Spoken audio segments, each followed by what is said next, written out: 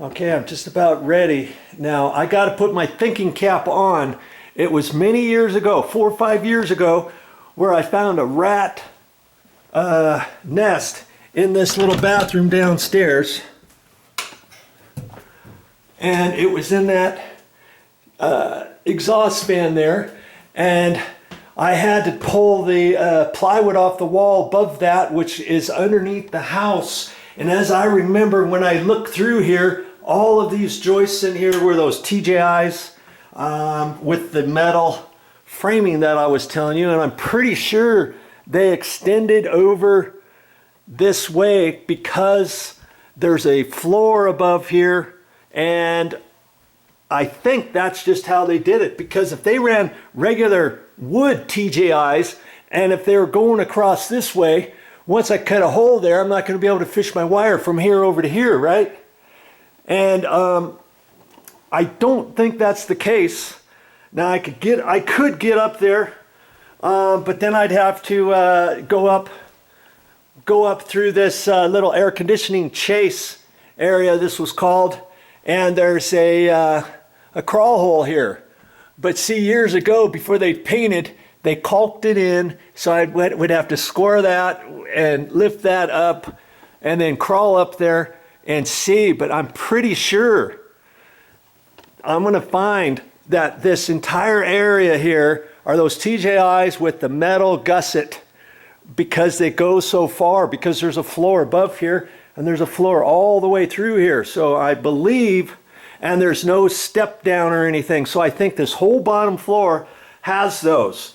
And either way, even if they don't, or if they do, and if I can't fish anything through there, I would have to crawl all the way across here and then on my belly and get up here and poke a hole into the junction box where the smoke alarm is. So for all of those reasons, I think I've decided I'm going to remove the smoke alarm and I'm going to remove the box. Once I remove the junction box above that smoke alarm, I should be able to shine a flashlight or my phone light, whatever, up there and see if I can't see what's going on there. And I think there's about 2 feet from here up to the bottom of the next floor.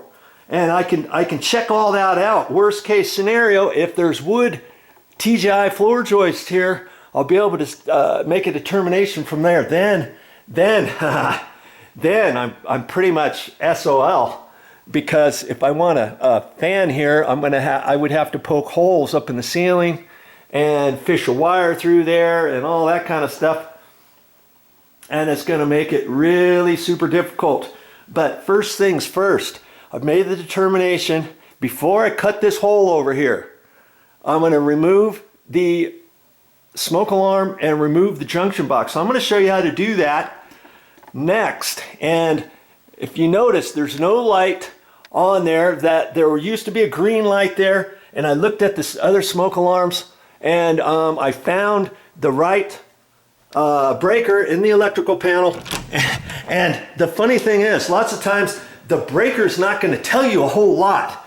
Now I made the determination it was this one down here.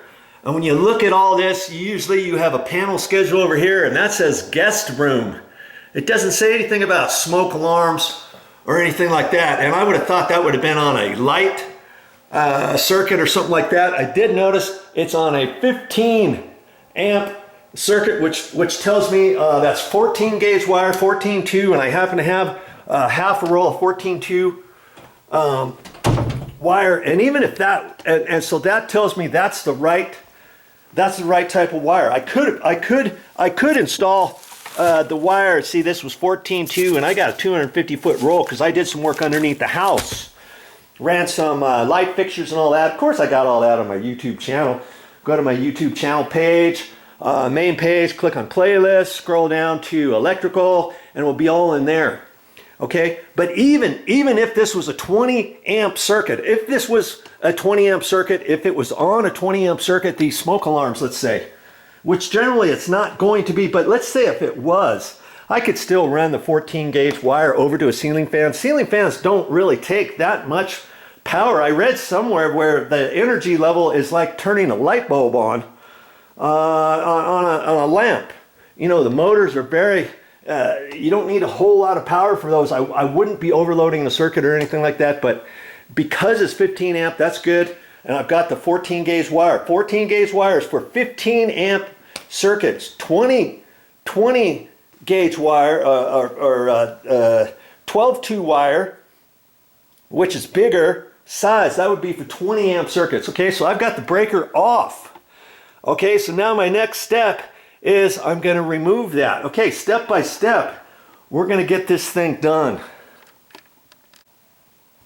And usually, talking about getting things done, usually before I even start a project, I like to try to get all my stuff down here. I got my ladder here. I even brought my vacuum down here. I got my nail bag here, my knee pad here, my coffee, for goodness sake, down here. All my electrical stuff. I've got a drop. This is just an old crummy towel.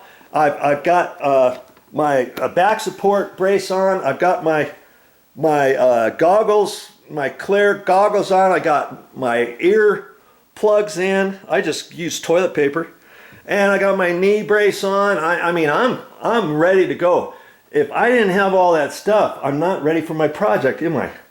Okay, so that's what I'm going to do next. I know the power's off for this thing. Okay, so now, because the power's off, hey, you don't have to worry. You don't have to be an electrical guru to get this stuff figured out.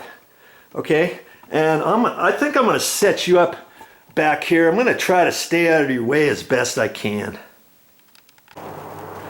Well, I'm glad that little project is over with. What am I going to show you next time? Well, it's going to have something to do with this little box. Look at this. Looks like a little box. I call that a pancake box. Here's a cut-in box. Here's another cut-in box. Look at that. One's deeper than the other. I'm not quite sure which one I'm going to use yet. And I'm going to be installing some ceiling fans. Ceiling fans to that? Yeah, I've got some ceiling fans downstairs and in an area where there's no attic per se to crawl around. I've got a great idea on how to hook up a ceiling fan without chopping holes through the ceiling, chopping holes through the walls, and fishing wires down to a light switch, power switch, get that back up. There's not, my goal is no taping, no patching drywall, no taping, texturing, sanding, skimming, priming, painting, texturing to match the existing texture, none of that kind of stuff. And I have the best idea I've ever thought of on how to get power to a ceiling fan where there's no attic. You know, if you got between a first and second floor, let's say, you might be able to do the same thing. And that is coming up on some of my future videos. Be watching for them on my channel.